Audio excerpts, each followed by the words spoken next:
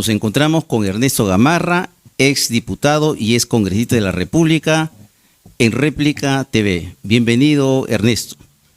Muchas gracias, Aristides, y felicitando por esta nueva etapa a ti y a Percy, por supuesto, porque estoy seguro que Réplica TV va a ser un éxito. Ernesto, tú has tenido una experiencia grata en tu calidad de diputado y luego de congresista de la República, y entonces tendríamos pues que hablar de la coyuntura política, ¿no? Vamos a comenzar, creo, con lo que se ha producido recientemente. Entonces, al parecer hay una suerte de cisma entre el poder legislativo y el poder ejecutivo. ¿Relacionado a qué? A que hay pues una idas y vueltas de cartas, ¿no?, diciéndole el señor Rospigliosi, presidente del Congreso, al presidente Balcázar, de que su mandato termina el 26 y no el 28. ¿Qué nos podrías decir al respecto, Ernesto? Bueno, todo hace suponer, Aristides, que esto es porque temen que Balcázar, haciendo la del estribo, le conceda algún beneficio, ya sea indulto, amnistía, gracia presidencial a Castillo. Y eso es lo que teme el fujimorismo. Es decir, el fujimorismo teme que entrar al gobierno con Castillo libre. Y por supuesto, la gente los va a hacer responsables a ellos, porque Balcázar está en el gobierno gracias a ellos, de tal manera que no van a poder desprenderse de esa responsabilidad. Creo que esa es la razón fundamental por la que Rospigliosi ha mandado la carta pidiéndole a Balcázar que deje la presidencia el 26 y no el 28, lo cual es no solamente, diría, inconstitucional, si cabe el término, pero contra toda costumbre, contra toda lógica, porque el presidente en funciones entrega la banda presidencial el saliente, ¿no? El saliente, ¿no? ¿Quién le entregaría la banda a la señora Fujimori? Ese es el gran dilema, pero creo que es un problema finalmente secundario y un problema de extorsiones y chantajes. Probablemente Cerrón esté manejando los hilos, manejando los hilos de Balcázar, ¿no es cierto? Y pidiéndole que deje en libertad a Castillo, porque en buena cuenta Castillo para él es su segundo, pues. Es el segundo, es el que le permitió a Cerrón estar manejando el Congreso a través de su hermano, ¿no? Y le ha permitido estar en libertad, a pesar de todos los delitos que se le imputan, durante 3 o 4 años. Ahora, ¿cuál sería la figura política, Ernesto? ¿Qué le corresponde? ¿Un indulto? ¿Un derecho de gracia presidencial? Entonces, porque también hay ciertos requisitos que al parecer en algún caso se cumplen y en el otro caso no. Efectivamente, en el caso del indulto, él necesita estar sentenciado. Tiene que haber una condena firme, ¿no? Que no lo hay hasta el momento. Así es, y no la tiene. De tal manera que el indulto, pero Aristides, en el Perú... Todo puede pasar y todo está pasando. Dice, o sea, en todas partes se cuecen habas, en el Perú solo se cuecen habas. Las leyes se están haciendo tabla rasa, Ernesto. Sí, hace rato. Entonces, una más... una más al tigre. Una raya más a este tigre de los que han estado manejando el Perú a través del Parlamento, no va a hacer la diferencia. Y probablemente si alguien osara recurrir al Tribunal Constitucional, el Tribunal Constitucional le va a decir lo que Rospigliosi y compañía y Fujimori y compañía quieren que les diga. Porque ahora, el Tribunal es precisamente hechura de ellos, ¿no? Ahora, volviendo al caso Balcázar, ¿no?, como presidente de la República, ¿qué te parece la osadía de solicitar pues un sueldo presidencial que también en la parte legal no le correspondería. Pero ¿tienes alguna explicación a eso, Ernesto, tú que dado tu experiencia en el Parlamento Nacional?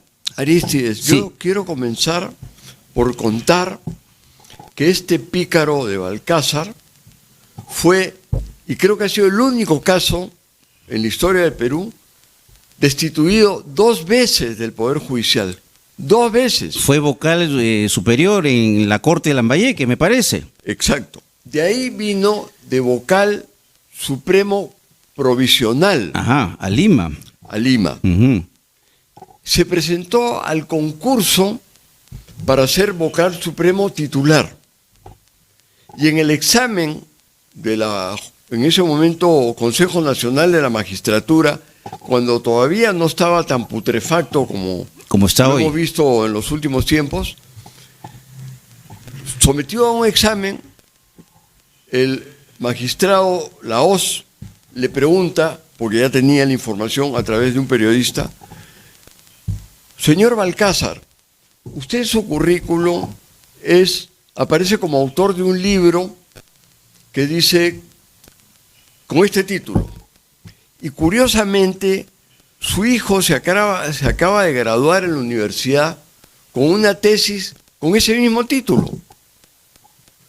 Bueno, dijo, lo que pasa es que como yo trabajaba en mi casa y mi hijo trabajaba junto a mí, me veía trabajando, de repente ha tomado alguna de las ideas de mi libro para su tesis.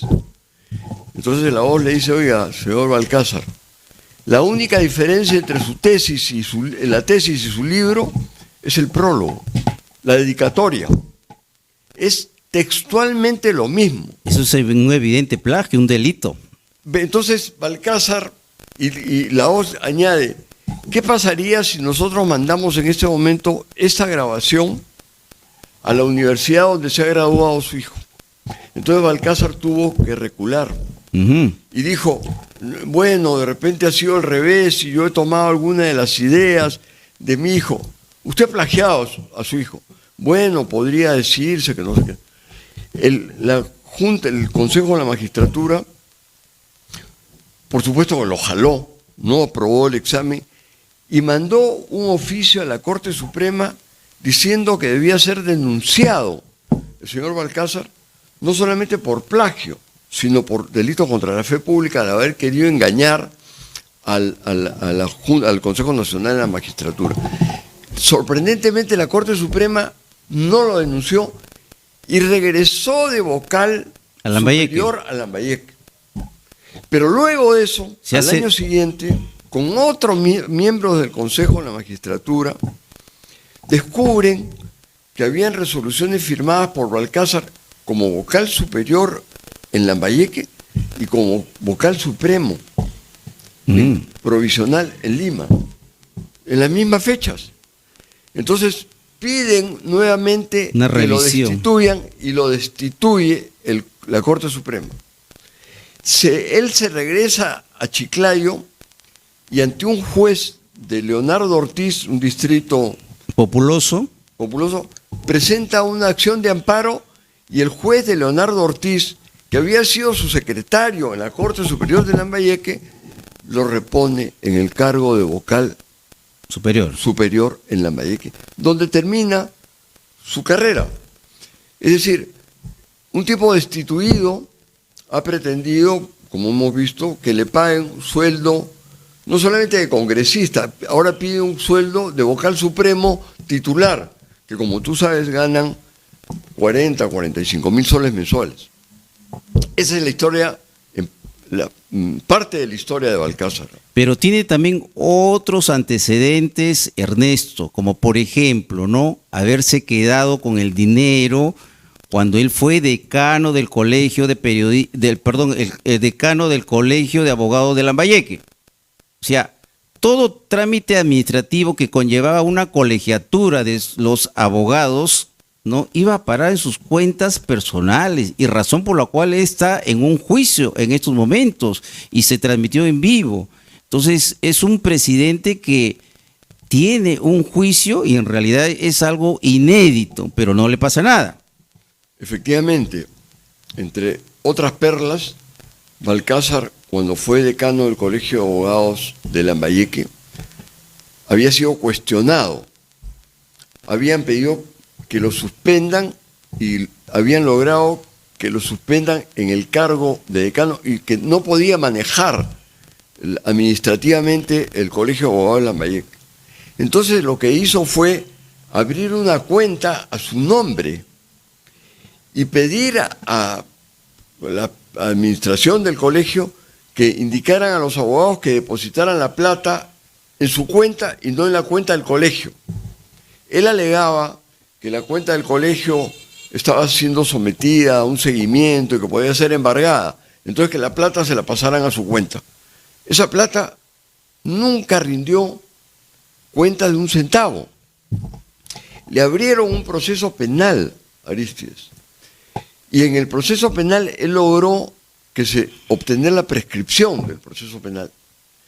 Sin embargo, quedó pendiente la acción civil iniciada por el Colegio de Abogados de Lambayeque para la devolución del dinero. La reparación civil. La reparación civil del dinero que Balcázar se había metido al bolsillo. Se había apropiado, ¿no? Que era de las cuentas del Colegio de Lambayeque. Ese, a grandes rasgos, es el perfil del sujeto que hemos tenido en Palacio de Gobierno presidiendo el Perú.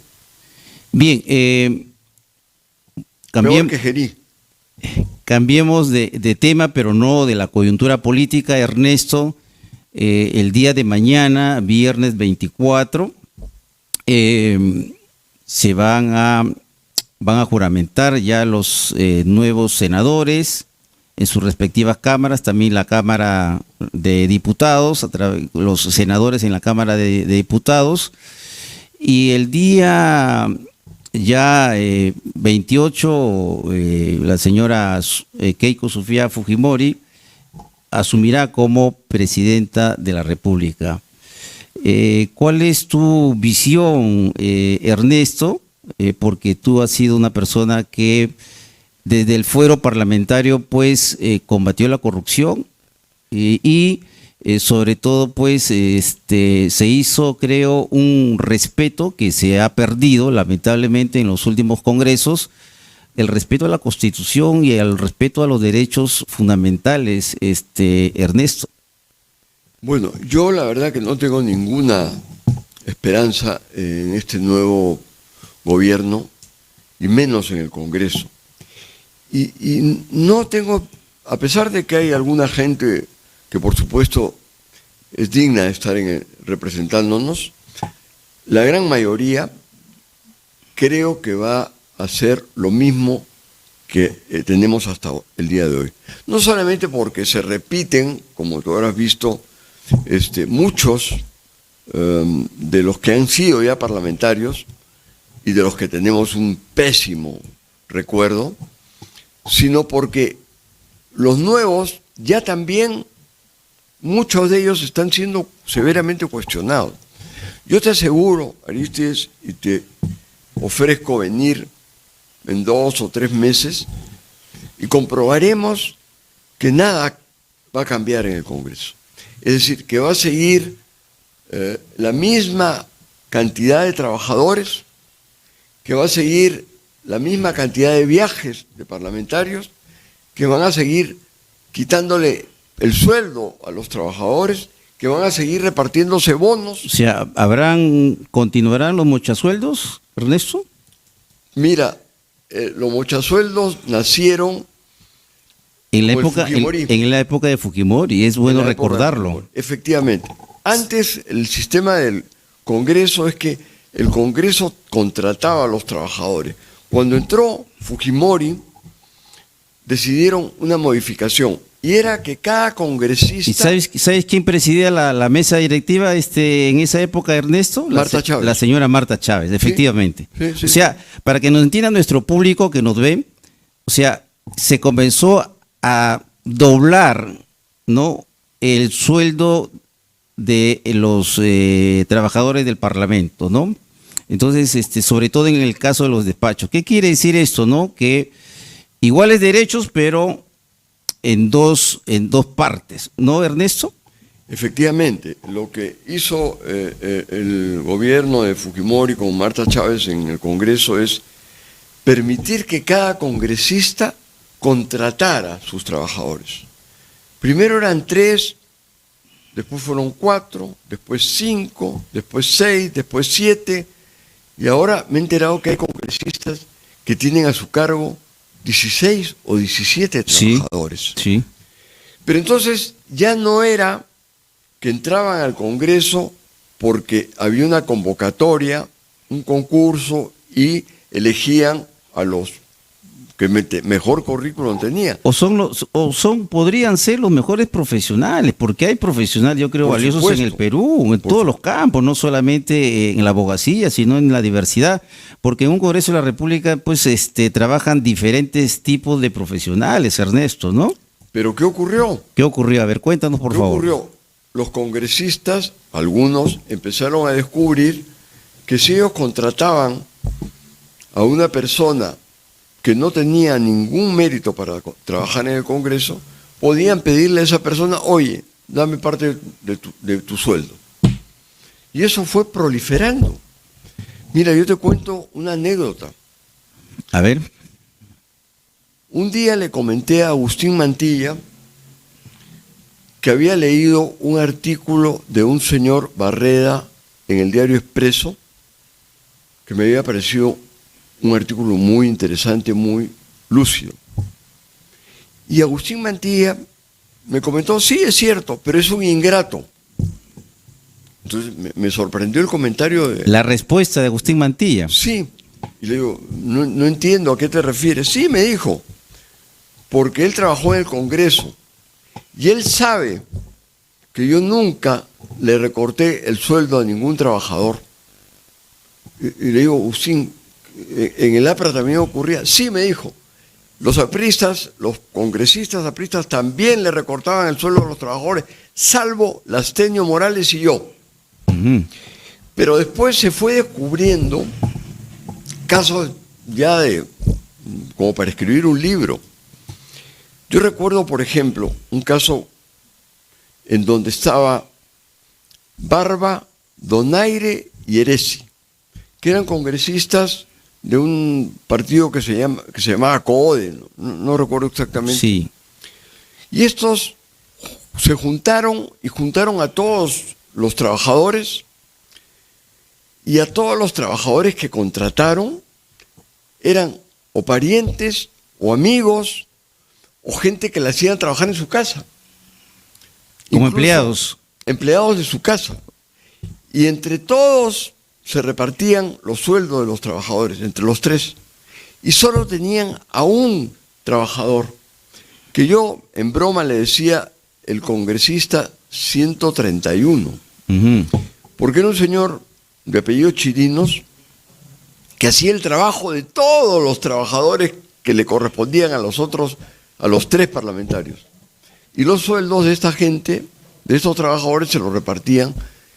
Incluso en el caso de Barba se descubrió que la empleada supuestamente contratada y pagada por el Congreso, trabajaba de empleada doméstica en su casa.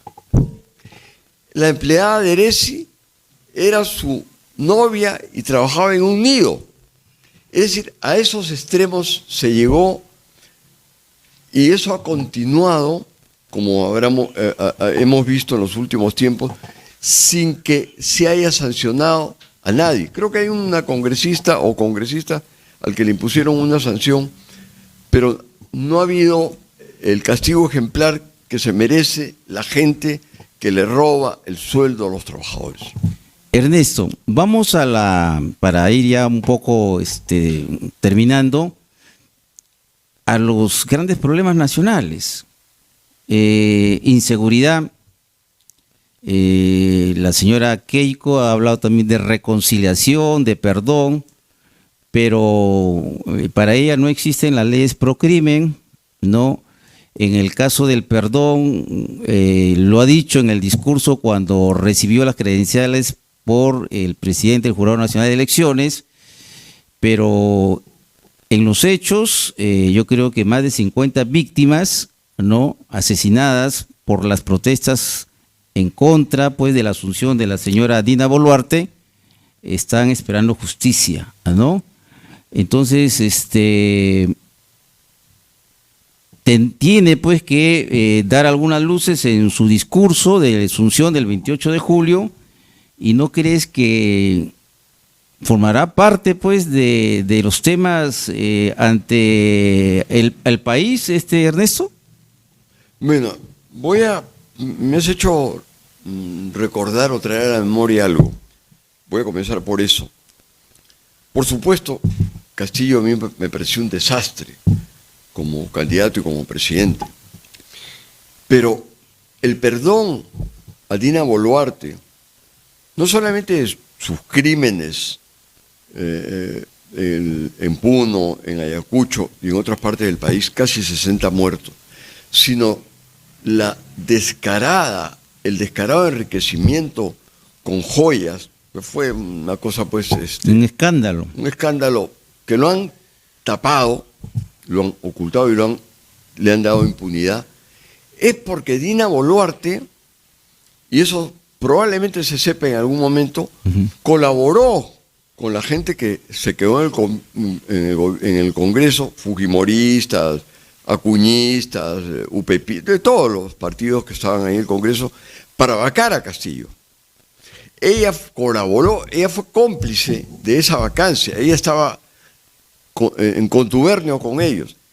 Y es por eso, en agradecimiento a eso, es que le han perdonado todos sus crímenes. Ahora, Keiko Fujimori no va a derogar ninguna de las leyes, probablemente haga la finta de modificar alguna de ellas, pero en el fondo esas leyes han contado con su anuencia. El fujimorismo en pleno, y su exponente más caracterizado, Rospigliosi. El señor Fernando Rospigliosi.